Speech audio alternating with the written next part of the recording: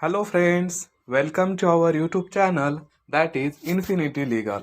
Friends, अभी तक आपने हमारा YouTube चैनल इन्फिनिटी लीगल को सब्सक्राइब नहीं किया है तो जल्दी से सब्सक्राइब करें क्योंकि इसी तरह की इम्पोर्टेंट अपडेट सबसे पहले आपके पास आने वाली है। फ्रेंड्स, आज का हमारा डिस्कशन का टॉपिक है कि करियर अपॉर्चुनिटीज क्या क्या होती है after completion of LLB. LLB course करने के बाद आपके पास क्या क्या करियर ऑप्शंस अपॉर्चुनिटीज अवेलेबल होने वाली है, इसकी इस वीडियो में हम डिटेल में इंफॉर्मेशन लेने वाले हैं। फ्रेंड्स, एलएलबी आखिर क्या होता है? अक्सर कई लॉ स्टूडेंट ऐसे होते हैं या फिर जूनियर सीनियर एडवोकेट भी ऐसे होते हैं जिनको सही ढंग से एलएलबी लिखते कैसे हैं ये भी नहीं पता है। एलएलबी फ्रेंड्स लिखते हैं capital L L full stop B full stop. Friends, LLB is a abbreviation short form of legal magazine or legal phrase that is lex legum baccalaureus. इसका मतलब क्या होता है? Bachelor of laws. तो फिर ये डबल एल कहाँ से आ गया?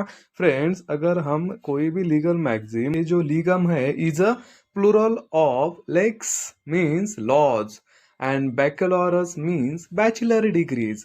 That's why abbreviation is LLB. In Latin, plural abbreviation often double the first letter. That's why this abbreviation is LLB. LLB का हम इंडियन कॉन्टेक्स्ट से लॉन्ग फॉर्म देखें तो इसका लॉन्ग फॉर्म होता है बैचलर ऑफ लेजिस्लेटिव लॉज। क्योंकि friends, हम LLB डिग्री में किस लॉ की पढ़ाई करते हैं? Laws which is made by legislative bodies of India. That's why इस long form is a bachelor of legislative laws. Okay friends, अक्सर हमारे मन में क्वेश्चन आता है कि हम एडवोकेट या फिर लॉयर कैसे बन सकते हैं। आपको एडवोकेट बनने के लिए सबसे पहले आपको LLB 3 इयर्स या फिर BA LLB 5 इयर्स, ये जो कोर्स होते हैं इसको एडमिशन लेना पड़ता है। LLB कोर्स का आफ्टर ग्रेजुएशन के बाद आप कर सकते हैं और BA LLB BBA LLB BCom LLB आप आफ्टर 12th के बाद कर सकते हैं। तो इसके लिए फ्रेंड्स, आपको आपके लिए जो नेशनल लॉ यूनिवर्सिटीज़ है वहाँ पे एडमिशन लेने के लिए आपको क्लैट की एग्ज़ाम देनी पड़ती है और जो कंसर्न स्टेट में लॉ कॉलेजेस है उसके लिए आपको CET की एग्ज़ाम देनी पड़ती है। फ्रेंड्स, आपने LLB 3 इयर्स का कोर्स किया है आफ्टर ग्रेजुएशन या फिर 5 ईयर इंटीग्रेटेड कोर्स किया है आफ्टर 12, जिसे हम बोलते हैं BA LLB BBA LLB BCom LLB। Friends, after completion of this law course आप क्या बनते हैं? Lawyer. And after enrolment of state bar council and clearing of all India bar examination आप लॉयर से क्या बनेंगे? एडवोकेट।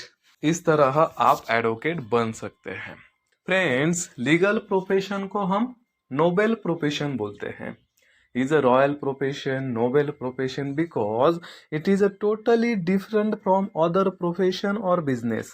हमारा जो लीगल प्रोफेशन है ये अदर प्रोफेशन, बिजनेस, ट्रेड इससे टोटली डिफरेंट है। ये क्या है? नोबेल प्रोफेशन है। इसके जैसा कोई प्रोफेशन ही नहीं है।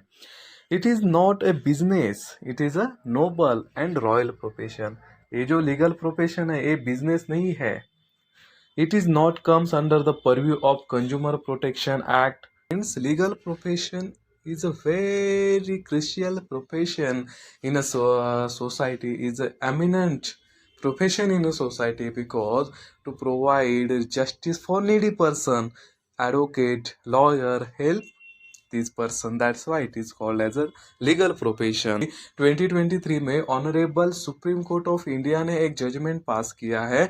इस प्रेसिडेंट में ऑनरेबल सुप्रीम कोर्ट का कहना यह है कि हाँ, ये जो लीगल प्रोफेशन है उसको हम कंज्यूमर प्रोटेक्शन एक्ट के परव्यू में नहीं ले सकते क्योंकि it is different from other profession, it is not a business.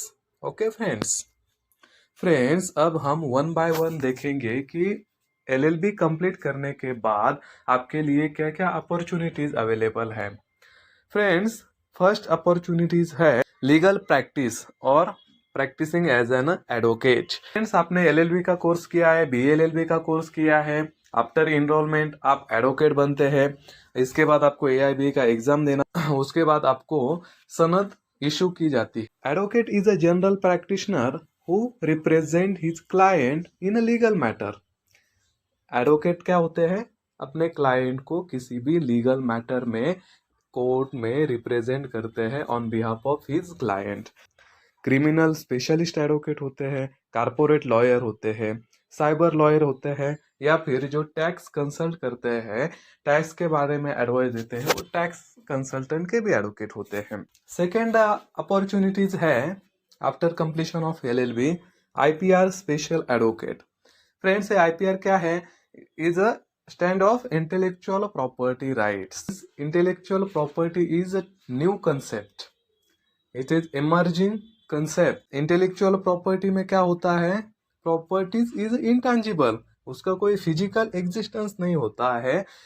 Intellectual property are created by the intervention of human intellect. इसमें मानवी जो दिमाग है, इसका इन्वॉल्वमेंट करने के बाद प्रॉपर्टी क्रिएट की जाती है। फॉर एग्जाम्पल, पेटेंट क्या होता है? Is a new invention of something which is not prior exist. इसमें क्या हुआ? ह्यूमन इंटेलेक्ट, ह्यूमन ब्रेन का इन्वॉल्वमेंट हुआ और न्यू प्रॉपर्टी एग्जिस्ट हुई। ये जो प्रॉपर्टीज एग्जिस्ट करते हैं उसको प्रोटेक्ट करने के लिए, जो जिसने ये प्रॉपर्टी क्रिएट की है उसके राइट प्रोटेक्ट करने के लिए उसको पेटेंट दिया जाता है। जनरली 20 ईयर्स का डॉक्यूमेंट होता है, और उसके बाद उसने जो प्रोडक्ट किया है उसको टोटली निर्माण करने का राइट 20 ईयर्स तक उस पेटेंट होल्डर को दिया जाता है। फिर कॉपीराइट हो गए, डिजाइन हो गए, trademark, trade design, trade secret, these are example of intellectual property. Friends, आपके लिए थर्ड अपॉर्चुनिटीज है जुडिशियरी। अक्सर 90% स्टूडेंट इसीलिए लॉ करते हैं कि उनको बनना होता है जज। Judiciary is a very eminent charming career opportunities for law students, advocate and lawyer. Friends, आप LLB कोर्स करने के बाद जज बन सकते हैं। तो जज कैसे बने? तो फ्रेंड्स, इसके लिए हर स्टेट उसकी जो जुडिशियल एग्जामिनेशन होता है, उनका जो पब्लिक कमीशन होता है, वो जुडिशरी की एग्जाम कंडक्ट करता है। उसमें आपके लिए प्रीलिम्स, मेंस एंड इंटरव्यू के स्टेज रखे जाते हैं, और उसको क्लियर करने के बाद आप बनते हैं जज। तो जज अक्सर स्टेट में सिविल जज जूनियर डिवीजन, या फिर जुडिशियल मैजिस्ट्रेट फर्स्ट क्लास, या फिर किसी स्टेट में जुडिशियल मैजिस्ट्रेट सेकंड क्लास के लिए एग्जाम कंडक्ट किए जाते हैं। या फिर फ्रेंड्स, आप डिस्ट्रिक्ट जुडिशियरी DJ, जिसको हम बोलते हैं डिस्ट्रिक्ट जज, डायरेक्टली डिस्ट्रिक्ट जज बन सकते हैं। या फिर आप प्रैक्टिस करने के बाद हाई कोर्ट या फिर सुप्रीम कोर्ट के जज भी बन सकते हैं। फ्रेंड्स, अभी तक इंडिया में ऑल इंडिया जुडिशियल सर्विसेज का कोई भी एग्जाम नहीं होता, लेकिन ये गवर्नमेंट के विचार में है। इसके बाद क्या होगा कि all India judicial services conduct करने के बाद जजेस की अपॉइंटमेंट सेंट्रल गवर्नमेंट कर UPSC की प्रोसीडिंग होती है, उसी तरह ऑल इंडिया जजेस की appointment. Friends, fourth career option है after completion of LLB, public prosecutor, या फिर जिसको हम बोलते हैं सरकारी वकील। प्रोसिक्यूटर को फ्रेंड्स शॉर्ट में बोलते हैं PP। Public prosecutor represent the government in criminal cases. इसमें एडिशनल PP का भी पोस्ट होता है, पब्लिक प्रोसिक्यूटर का भी अपॉइंटमेंट होता है। स्पेशल पब्लिक प्रोसिक्यूटर कहाँ पे अपॉइंट किए जाते हैं? In specific cases such as high profile और सेंसिटिव मैटर, द गवर्नमेंट में appoint special public prosecutor with specialise expertise. या फिर आप गवर्नमेंट एडवोकेट बन सकते हैं। Government advocates are not a PP but often handle criminal cases as well as any other legal matter as well as other government matters। आपका जो fifth career opportunities है, ये है सिविल सर्विसेज। सिविल सर्विसेज क्या होती है? हमारा जो UPSC है, यूनियन पब्लिक सर्विस कमीशन, ये जो हमारे वेरी इंपॉर्टेंट पोस्ट होते हैं। फ्रेंड्स, हमारा जो UPSC है, जिसको हम बोलते हैं यूनियन पब्लिक सर्विस कमीशन, ये ऑल इंडिया लेवल पे IAS, IPS या फिर IFPS जैसे इंपॉर्टेंट पोस्ट की पदों की अपॉइंटमेंट करता है। LLB graduates can compete for civil services exam like UPSC। जिसमें IAS, IPS और IAPS के सर्विसेज आते हैं। या LLB कोर्स करने के बाद ये जो सिविल सर्विसेज है उसमें भी आपके लिए अच्छा career opportunities, career option available होता है, जिसमें आप IAS मीन्स डिस्ट्रिक्ट मैजिस्ट्रेट बन सकते हैं, सेक्रेटरी टू द गवर्नमेंट बन सकते, या फिर IPS police commissioner, director general of police, DGP। ये पोस्ट आप सिविल सर्विसेज को क्लियर करने के बाद आपको मिल सकती है in academics. Friends, LLB course करने के बाद जो कंसर्न एजुकेशनल क्वालिफिकेशन है वो क्लियर करने के बाद आप एज अ प्रोफेसर किसी भी लॉ स्कूल में, लॉ यूनिवर्सिटी में एज अ प्रोफेसर टीचिंग कर सकते हैं। Law professor LLB graduate with advance degrees can teach law at universities and law school. आपको प्रोफेसर बनने के लिए एजुकेशनल क्वालिफिकेशन क्या चाहिए? As a law professor firstly तो LLB डिग्री कंप्लीट चाहिए, उसके बाद LLM, PhD और नेशनल लेवल पे नेट एंड स्टेट लेवल पे सेट का एग्जाम आपने क्लियर करना चाहिए। उसके बाद आप लॉ प्रोफेसर टीचिंग कर सकते हैं। नेक्स्ट करियर ऑप्शन है legal researcher. Friends, legal researcher conduct research on legal topics and publish their findings. तो लीगल रिसर्चर कहाँ पे होते हैं? गवर्नमेंट लीगल रिसर्चर, हमारे जो गवर्नमेंट एजेंसीज है लाइक CBI, CID और any other NIA etcetera have a legal research teams to support their legal department. ये जो गवर्नमेंट बॉडीज है उनको लीगल रिसर्च करने के लिए लीगल रिसर्चर की जरूरत होती है। वहाँ भी आपके लिए अच्छा career opportunity, career option available होता है। लेजिस्लेटिव रिसर्च, पार्लियामेंट या फिर स्टेट लेजिस्लेटिव असेंबली अगर किसी टॉपिक के ऊपर एक्ट लाना चाहता है तो सबसे पहले क्या करेगा? बिल प्रपोजल करेगा, बिल प्रपोज करेगा। तो फ्रेंड्स, उसके लिए उनको जरूरत होती है लीगल रिसर्च की। तो फ्रेंड्स, यहाँ भी आपके लिए गोल्डन अपॉर्चुनिटीज है as a legislative researcher. Next career option है जज एडवोकेट जनरल, जिसको हम शॉर्ट में बोलते हैं JAG ऑफिसर। ये JAG ऑफिसर कहाँ पे होते हैं? फ्रेंड्स, आर्मी, नेवी, एयरफोर्स, यहाँ पे जो लीगल ऑफिसर, लॉ ऑफिसर होते हैं इनको बोलते हैं जज advocate general, JAG officer are responsible for providing legal advice and support to arm forces. Their duties include, इनकी ड्यूटी क्या होती है? Drafting legal documents, advising on legal matters related to military operation, representing the armed force in a legal proceeding, providing legal assistance to military personnel। इसके लिए requirement क्या होती है? LLB plus arm forces entrance exam. Candidates needs to qualify in the combined defence services, जिसको हम बोलते हैं CDS exam, और अदर रिलेवेंट एंट्रेंस एग्जाम। ये क्लियर करने के बाद आप एज अ JAG, जज advocate general officer in army, navy, air force में काम कर सकते हैं। नेक्स्ट करियर ऑप्शन है लीगल एडवाइजर या फिर लीगल कंसल्टेंट। लीगल एडवाइजर क्या करते हैं? Provide legal counsel and advice to individuals, organs और government. This role offers a diverse range of career opportunities across various sector. Here are some common paths. कहाँ पे आप as a legal adviser काम कर सकते हैं? कारपोरेट सेक्टर, गवर्नमेंट सेक्टर या फिर प्राइवेट सेक्टर में।